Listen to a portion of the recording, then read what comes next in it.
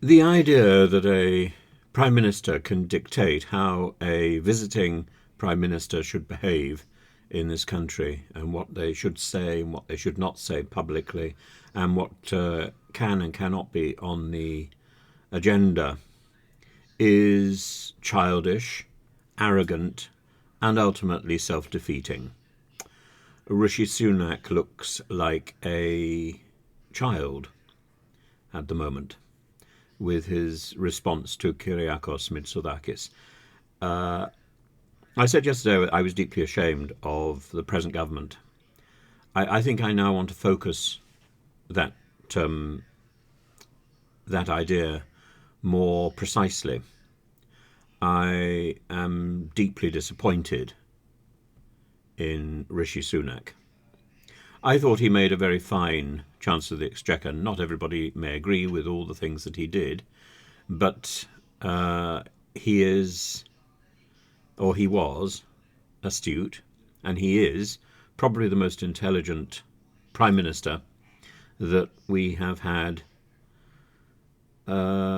certainly since Blair and Gordon Brown, but possibly since Wilson. I don't think Thatcher was particularly intelligent. She was highly gifted, and she had trained to examine things carefully. She had trained as a scientist and then as a lawyer. Rishi Sunak has a very, very fine mind, and it's squandered in trying so desperately to follow this cult. I use the word carefully, to follow this cult set out by, certainly by Boris Johnson, where loyalty rather than competence dictates who one listens to. And that's not the role of a Prime Minister. And it's not the role of a Prime Minister to treat guests with the derision that he's treated Mitsotakis. I think the idea of tossing off Oliver Dowden as an alternative to a proper meeting with Rishi Sunak is almost more insulting than the fact that the meeting didn't take place. I think the only thing I can think worse than that would be a meeting with Suella Braverman or Matt Hancock. There are some things as a Prime Minister that are the duty of the Prime Minister, and he can't behave in this way and expect our country to look good. What he does makes our country look bad. And a Greek minister has called this a bad day for British-Greek relations. It's not a bad day for British-Greek relations. Andonis Georgiadis is underestimating it. It's a bad day for Britain's relations with any other country. Rishi Sunak has set a standard of behaviour, which is the standard of an autocrat, a dictator, or a child in a tantrum, and this is compounded by the behaviour of James Cleverly in the House of Commons, where he thinks an apology is about a standard of language which is used in the House of Commons. It's a trick, and the people in power need to get over their tricks and embrace reality. They will do it soon enough, because they will all be out of office very soon, but perhaps not soon enough.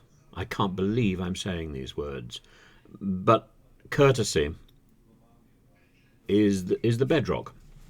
I have incredibly negative things to say about Suella Braverman, Liz Truss, Jenrick, Matt Hancock even, and increasingly now Rishi Sunak. But would I be I would be fairly frank. I wouldn't deny what I've said, but I would be more than happy to have a good-natured cup of tea and, if necessary, a giggle. I don't think these people.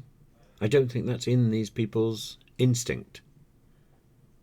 I think these people only want to talk to those who whose views they share, and I think the art of listening has disappeared. And if that is the case, these people need to go. I remember when when I first met Andrea Leadsom, who was my MP for a while, and I took a particular issue to her, which was both specific, but it had general implications. I'd written to her, and she spent. We had a 10-minute meeting, and she spent all of the 10 minutes haranguing me and lecturing me, and there wasn't really a moment to speak. And every time I took a breath and opened my mouth, she filled it. Now, this may be appropriate behaviour for this particular government in the House of Commons, but it's not appropriate behaviour for an MP having a surgery and listening to a constituent. It's the MP's job to listen.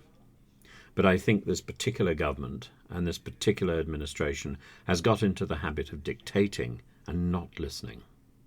Now, that particular meeting with Andrea Leadsom took place a long time ago. And I was then sent on to other people who were equally belligerent and equally inflexible and did not want to listen. I just put it down on paper. But what I did is almost irrelevant, and I have continued to raise issues about the appalling treatment of students, and particularly of foreign students who are fleeced in this country and who have no idea how they can plan for their future, whether they plan to go elsewhere or whether they intend to stay here.